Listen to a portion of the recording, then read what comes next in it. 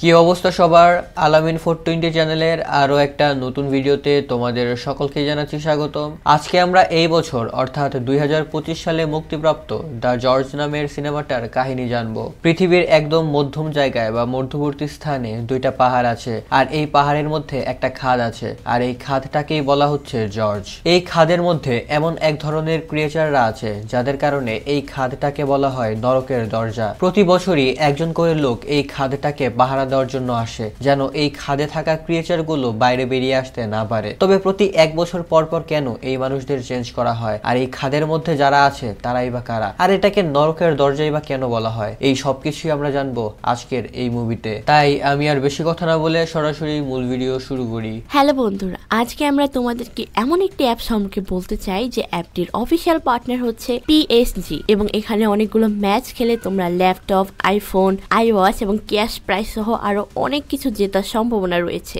এবং এই অ্যাপটিতে সকল ধরনের লাইভ ম্যাচ দেখার সুযোগও রয়েছে, এবং এখানে স্কোর অনুমান করে তোমরা গেমসও খেলতে পারবে, যেমন কোন টিম জিতবে এবং কোন টিম হারবে এবং কোন টিম কত রান করবে সেটা তোমরা অনুমান করতে পারবে। এবং এছাড়াও বিভিন্ন ধরনের গেমস রয়েছে, সেগুলো খেলেও তোমরা ইনকাম করতে পারো। আর রেজিস্ট্রেশনের সময় আমাদের প্রোমো কোড AL420 প্রোমো কোডটি ইউজ করলে তোমরা পেতে পারো 26,000 টাকা পর্যন্ত বোনাস। আর এখানে জেতা টাকা তুমি নগদ বা বিকাশ বা রকেট বা ব্যাংকের মাধ্যমে উইথড্র করতে পারবে। তো আর দেরি কিসের, এখনই অ্যাকাউন্ট খুলে শুরু করতে পারো এবং আয় করতে পারো। তবে আমরা যে বিজ্ঞাপনই দেই না কেন, তোমরা সেটা জেনে বুঝে তারপর সেখানে যাবে। তো চলো এবার মূল ভিডিওতে চলে যাওয়া যাক। মুভির শুরুতেই আমরা একটা অন্ধকার গুহার মধ্যে ড্রেসা নামের এই মেয়েটাকে দেখতে পাই। সে এখানে একটা স্নাইপার নিয়ে বসেছিল, আর সে কোনো একজনের জন্য অপেক্ষা করছিল। এরপর আমরা সেখান থেকে কয়েক কিলোমিটার দূরে একটা এয়ারপোর্টের সিন দেখতে পাই। এটা মূলত একটা প্রাইভেট এয়ারপোর্ট ছিল। এই এয়ারপোর্টে যখনই প্রেসিডেন্ট আসে তখনই ড্রেসা ওই কয়েক কিলোমিটার দূর থেকেই গুলি করে প্রেসিডেন্টকে মেরে ফেলে। এখানে আমরা জানতে পারি ড্রেসা কোনো সাধারণ মেয়ে না, সে অনেক ডেঞ্জারাস একজন স্নাইপার। সে এমন ভাবে এমন জায়গা থেকে প্রেসিডেন্টের উপর গুলি চালায় যে আশেপাশে কেউ বুঝতেই পারে না যে কে আর কোথা থেকে প্রেসিডেন্টের উপরে গুলি চালিয়েছে। নিজের কাজ শেষ করার পর ড্রেসা সেই বুলেটের কভার নিজের কাছেই রেখে দেয়। এরপর সে তার মৃত মায়ের সাথে দেখা করার জন্য কবরস্থানে যায়। ড্রেসা যখন সেই কবরস্থানে যায় তখন সে দেখতে পায় সেখানে আগে থেকেই তার বাবা বসে আছে। নিজের বাবাকে দেখে সে এখানে অনেক খুশি হয়ে যায় এবং সে তার বাবার সাথে কথা বলার চেষ্টা করে। ড্রেসার বাবার কথাবার্তার মাধ্যমে আমরা জানতে পারি ড্রেসার বাবা অলরেডি জানে যে ড্রেসা একজন স্নাইপার, আর সে এইমাত্র কোনো একজনকে হত্যা করে এসেছে। ড্রেসা তখন তার বাবাকে বলে, কখনো কখনো তো আমার এসব চিন্তা করে ঘুমও হয় না। এটা বলে ড্রেসা সেই গুলির কভারটাকে তার বাবার হাতে তুলে দেয়। আমরা দেখতে পাই ড্রেসার বাবার হাতে একটা ব্যাগ আছে, আর এই ব্যাগের মধ্যে এই বুলেটের কভারের মতো আরো অনেক কভার আছে। তার মানে ড্রেসা এর আগে যতজন মানুষকে হত্যা করেছে প্রত্যেকটা হত্যা করা গুলির কভার এই ড্রেসার বাবার কাছে আছে। ড্রেসার বাবা তখন ড্রেসাকে তার ক্যান্সারের ব্যাপারে বলে। সে তখন বলে, আমার হাতে আর মাত্র কিছুদিন সময় আছে, আমি আর বেশি দিন বেঁচে থাকতে পারবো না। তবে কিছুদিনের মধ্যে যদি আমি না মারা যাই তাহলে সামনের ক্রিসমাসে আমি নিজেই নিজেকে শেষ করে দিব।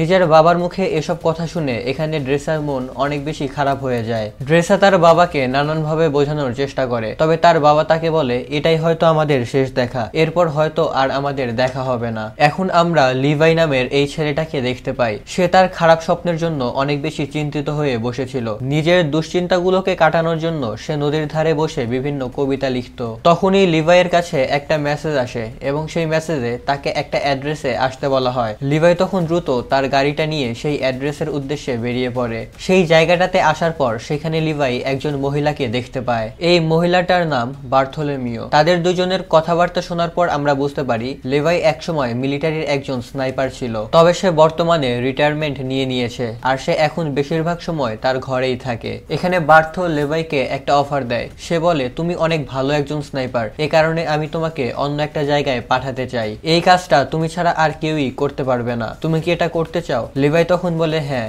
বার্থো তখন লিভাইকে বলে, তোমার পরিবারে কি এমন কেউ আছে যে সেখানে যাওয়ার পর তোমাকে মিস করবে? কারণ এমনটাও হতে পারে যে সেখানে যাওয়ার পর তুমি আর কখনোই ফিরে আসবে না। এটা শুনে কিছুটা সময় চুপ থেকে লিভাই বলে, আমার পরিবারে কেউ নেই, আমি সবসময় একাই থাকি, তাই আমার চলে যাওয়ার পর বা আমি মারা গেলেও কেউ আমার জন্য চিন্তা করবে না। বার্থো তখন লিভাইকে বলে, তোমাকে এই মিশনের সকল ইনফরমেশন পরে জানিয়ে দেওয়া হবে। এরপর আমরা দেখতে পাই লিভাইকে এখানে অজ্ঞান করে দেওয়া হয়েছে। তার যখন জ্ঞান ফেরে তখন সে দেখতে পায় সে একটা প্লেনের মধ্যে আছে।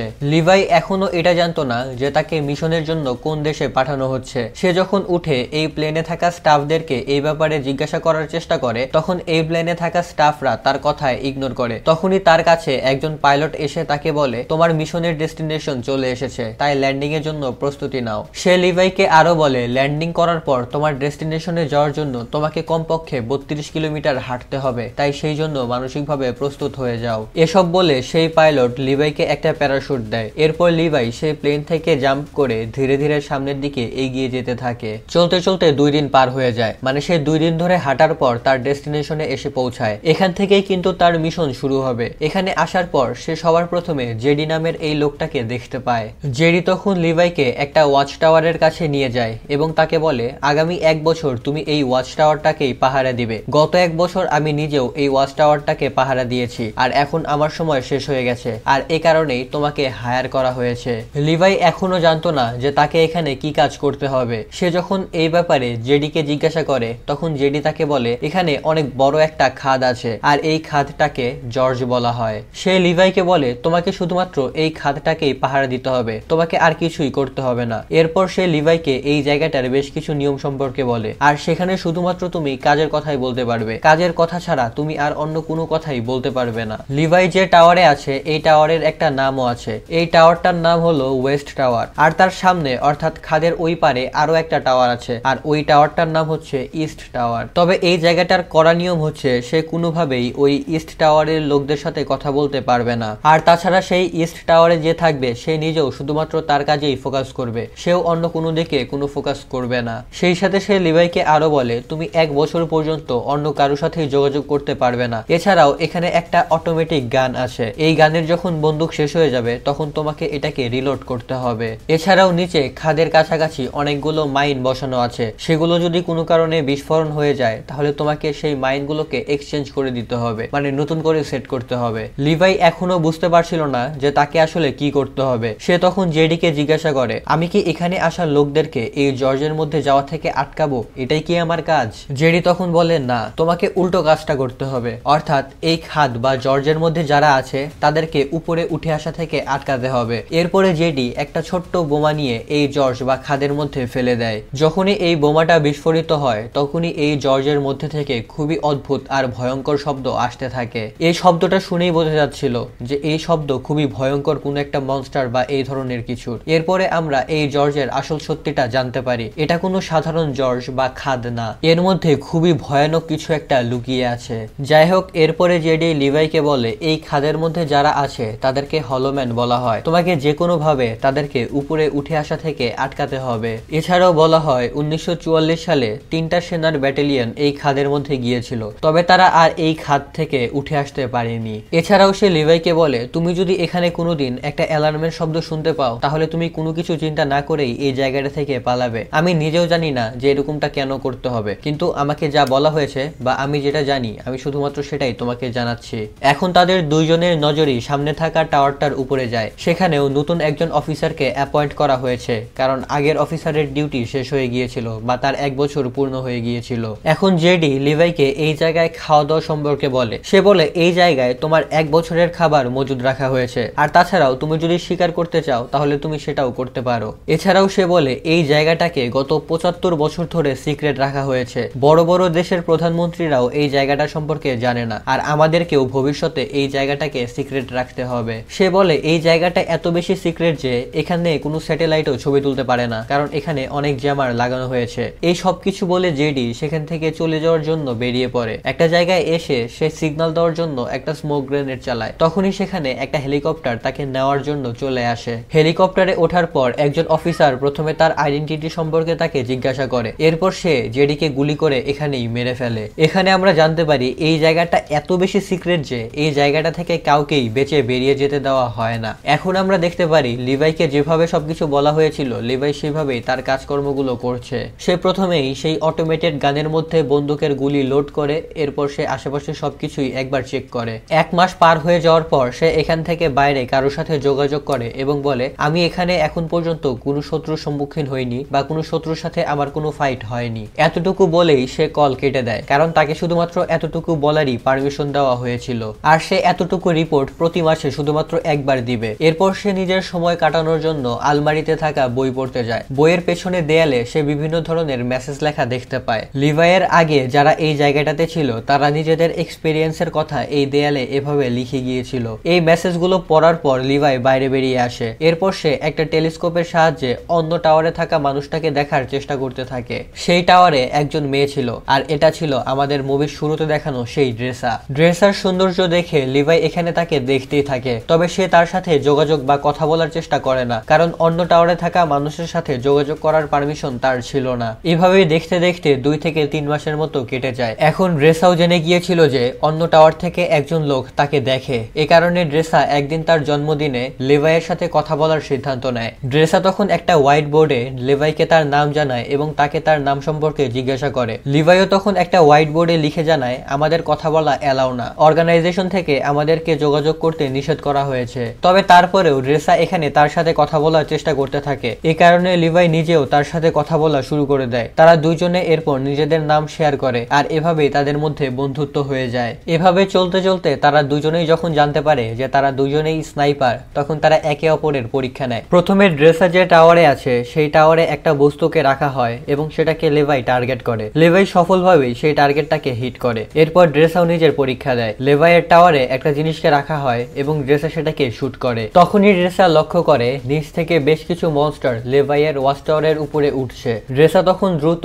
লেভাইকে সিগন্যাল দিয়ে বলে বা ইশারা দিয়ে বলে। তখন লেভাই দেরি না করে দ্রুত সেই মনস্টারগুলোর উপরে গুলি চালানো শুরু করে। তবে এখানে এই মনস্টারদের সংখ্যা অনেক বেশি ছিল। এ কারণে ড্রেসা লেভাইকে সাহায্য করে। ড্রেসা তার নিজের টাওয়ার থেকেই মেশিন গানের সাহায্যে লেভাইয়ের টাওয়ারের উপরে আসতে থাকা সকল মনস্টারদেরকে মেরে ফেলতে থাকে। তখনই একটা মনস্টার ড্রেসার কাছে পৌঁছে যায়। এই মনস্টারটা অনেক বেশি অদ্ভুত ছিল। এটাকে দেখতে অনেকটা মানুষ, পশু পাখি আর গাছের সংমিশ্রণ মনে হচ্ছিল। ড্রেসা তখন তার নিজের জীবন বাঁচানোর জন্য এই মনস্টারটার উপরে গুলি চালাতে থাকে। তবে এতগুলো গুলির কারণেও এই মনস্টারের কিছুই হয় না। সে ধীরে ধীরে ড্রেসার দিকে এগোতে থাকে। তবে সুযোগ পেয়ে লেভি এই মনস্টারটাকে এমন ভাবে গুলি করে যে এই মনস্টারটা উপর থেকে নিচে খাদের মধ্যে পড়ে যায়। এ কারণে এখানে ড্রেসার জীবন বেঁচে যায়। এর পরের দিন সকল অটোমেটিক গানে গুলি লোড করার জন্য জর্জ খাদের কিছুটা নিচে যায়। তখন সে দেখতে পায় খাদের নিচ থেকে একটা ড্রোন উপরে উঠে আসছে। এরপরে সেই ড্রোনটা সেখান থেকে উড়ে চলে যায়। এই ড্রোনটাকে লেভাই আর ড্রেসা দুজনেই দেখে ফেলেছিল। তবে তারা জানতো না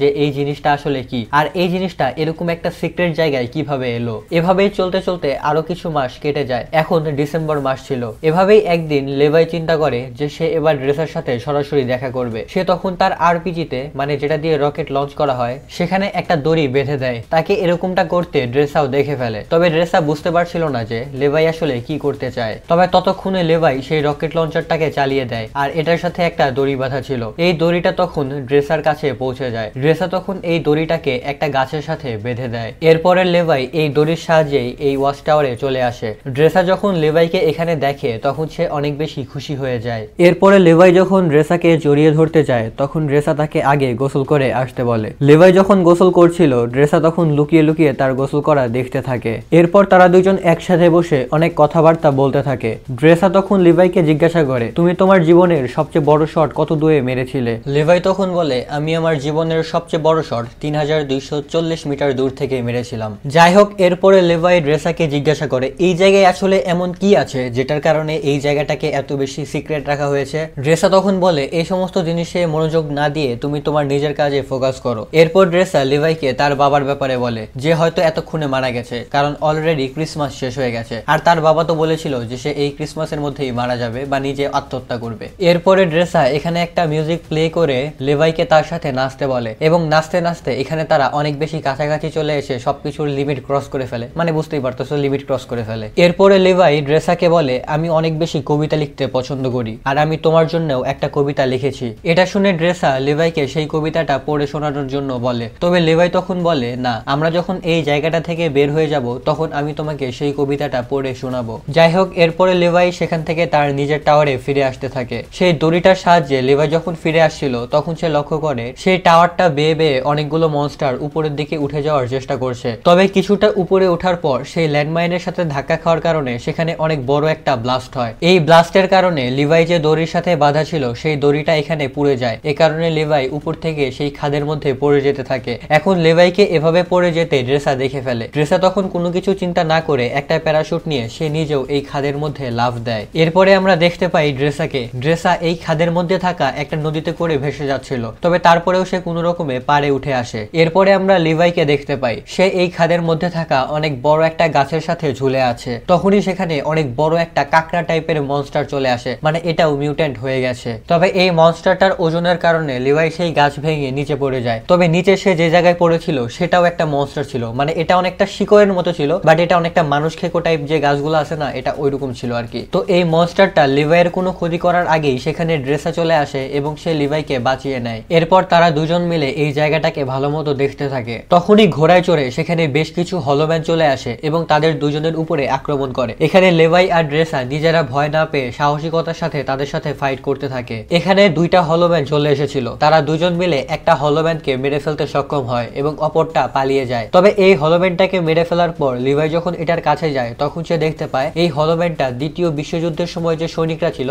সেই সকল সৈনিকের ড্রেস পরে আছে। তখনই লেভাইয়ের জেডির বলা সেই কথাটা মনে পড়ে যে দ্বিতীয় বিশ্বযুদ্ধের সময় 3টা ব্যাটালিয়ন সেনা এই জায়গাটায় এসেছিল। তবে লিভাই এটা বুঝতে পারছিল না যে এত বছর আগের সেনারা এখনো কিভাবে বেঁচে আছে বা তাদের এই অবস্থা কিভাবে হয়েছে। এরপর তারা দুজন সামনের দিকে যেতে থাকে। সামনে যেতে যেতে তারা এমন একটা জায়গায় চলে আসে যেখানকার চারপাশ খুবই অদ্ভুত ছিল। দেখে মনে হচ্ছিল মানুষের শরীরের মধ্যে থেকে গাছপালা বের হচ্ছে বা মানুষ নিজেই ধীরে ধীরে গাছে রূপান্তরিত হয়ে যাচ্ছে। তখনই তারা দুইজন সেখানে আবারও হলোম্যানদের শব্দ শুনতে থাকে। এ কারণে তারা বাঁচার জন্য সেখানে থাকা একটা চার্জের মধ্যে ঢুকে পড়ে। এই চার্জের ভিতরের অবস্থা আরো অনেক বেশি ভয়ঙ্কর ছিল। এখানে অনেক ডেড বডি পড়েছিল। তবে অবাক করার ব্যাপারটা হচ্ছে এখানে যারা ছিল তারা প্রত্যেকেই সায়ানাইড খেয়ে আত্মহত্যা করেছিল। তখনই তাদের উপরে বেশ কিছু মাকড়সা আক্রমণ করে। তবে অবাক করার ব্যাপারটা হচ্ছে এই মাকড়সার সাইজগুলো অনেক বেশি বড় ছিল আর এই মাকড়সার মাথার অংশটা ছিল মানুষের মাথার কঙ্কালের মতো, মানে মনে হচ্ছিল মাকড়সার মাথা খুলে মানুষের মাথার কঙ্কাল এখানে বসিয়ে দেওয়া হয়েছে। তখনই এই চার্জের দরজা ভেঙে বেশ কিছু হলোম্যান ভেতরে ঢুকে পড়ে নিজেদের জীবন বাঁচানোর জন্য। তখন লেভাই আর ড্রেসা সেই চার্জ থেকে পালিয়ে পাহাড়ের মধ্যে থাকা একটা টানেল বা গুহার মতো জায়গায় পৌঁছে যায়। তারা যখন এই টানেলের দরজাটা বন্ধ করে দেয় তখন তারা ভেতরে দেখতে পায় এই জায়গাটা ছিল মূলত একটা রিসার্চ ল্যাব। দেখে বোঝা যাচ্ছিল যে এই জায়গাটায় অনেক আগে কোনো একটা জিনিস নিয়ে এক্সপেরিমেন্ট করা হতো। তারা তখন সেখানে একটা ব্যাকআপ জেনারেটরও দেখতে পায়। তারা তখন সেই জেনারেটরটাকে চালু করে দেয়। সেখানে তারা একটা ডিভিডিও খুঁজে পায়। তারা যখন এই ডিভিডিটাকে প্লে করে তখন তারা দেখতে পায় সেখানে একজন মহিলা সায়েন্টিস্ট তার করা এক্সপেরিমেন্টের ব্যাপারে ব্যাখ্যা করছে বা সকলকে জানাচ্ছে। এই সায়েন্টিস্ট তখন বলে, আমরা এখানে একটা কেমিক্যাল মিসাইল বা বায়োলজিক্যাল ওয়েপন বানাচ্ছি আর এটা বানাতে অনেক লোক এখানে একসাথে কাজ করছে। তবে একদিন এখানে অনেক বড় একটা ভূমিকম্প হয় আর এই ভূমিকম্পের কারণে এই মিসাইল লিক হয়ে যায় এবং সেটা আশেপাশে ছড়িয়ে পড়তে শুরু করে। এমনকি আমি নিজেও এই কেমিক্যালে ইনফেক্টেড হয়ে গেছি। আমি অলরেডি মিলিটারিদেরকে জানিয়ে দিয়েছি তারা যেন এই জায়গাটাকে ধ্বংস করে দেয়, মানে বোম ফেলে ধ্বংস করে দেয়, যেন এই কেমিক্যাল বাইরের দুনিয়াতে ছড়িয়ে না পড়ে। তবে মিলিটারিরা আমাদের কথায় কোনো গুরুত্বই দিচ্ছে না। আর আমি যে এই ভাইরাসে ইনফেক্টেড হয়ে গেছি